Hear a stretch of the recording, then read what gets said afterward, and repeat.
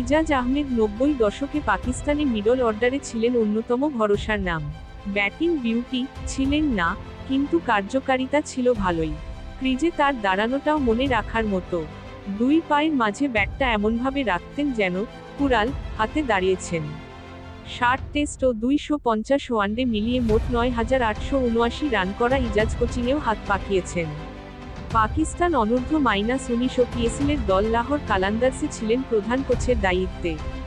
সহকারী কোচ ছিলেন পাকিস্তান জাতীয় দলেরও সেই ইজাজ এবার বিপিএলে দুর্বার।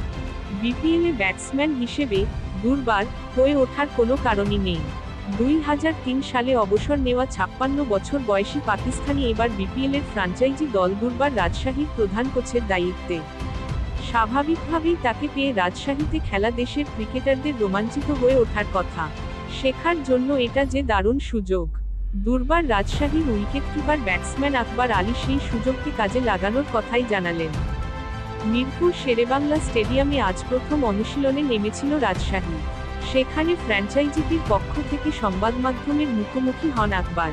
প্রধান কোচ ইজাজের সান্নিধ্য পাওয়া প্রসঙ্গে তাকে অনুশীলনে খুব কম সময়ের জন্য পাওয়ার ব্যাপারটিও সামনে টেনে আনলেন বাংলাদেশের হয়ে 2020 অনূর্ধ্ব-19 বিশ্বকাপজয়ী দলের সাবেক এই অধিনায়ক। শুনুন তার মুখেই, বিপিএল ব্যস্ত একটা টুর্নামেন্ট।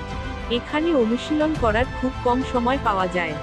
যে অল্প সময়টাই পাবো, ওটাকে সর্বোচ্চ কাজে লাগানোর চেষ্টা করব। 1992 বিশ্বকাপজয়ী ইজাজের পরামর্শ কাজে লাগাতে চান আকবররা। তার যে অভিজ্ঞতা, টেকনিক ছিল, চমৎকার একজন ক্রিকেটার ছিলেন। এগুলো নেওয়ার চেষ্টা করব।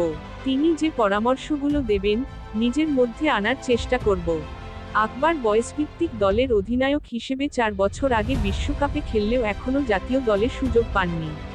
23 বছর বয়সী রংপুরের এই ক্রিকেটার এখনও জাতীয় দলে ডাক পাওয়ার অপেক্ষায়। আকবর আলী 2020 অনূর্ধ্ব-19 বিশ্বকাপ জিতলেও এখনও জাতীয় দলে ডাক পাননি।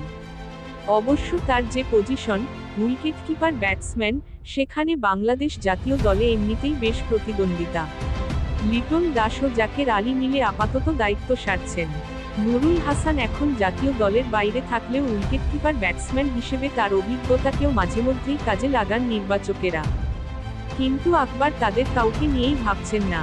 জাতীয় দলের ডাক পেতে তার ভাবনা মূলত নিজেকে নিয়ে। আমার মনে হয় না প্রতিযোগিতাটা অন্য কারো সঙ্গে। আমার মতে প্রতিযোগিতাটা নিজের সঙ্গে। আমি যদি ভালো করতে পারি, অবশ্যই আমার সুযোগ আসবে। 30 ডিসেম্বর শুরু হবে বিপিএল। প্রথম দিনেই বর্তমান চ্যাম্পিয়ন ফরচুন বরিশালের মুখোমুখি হবে দুর্বার রাজশাহী।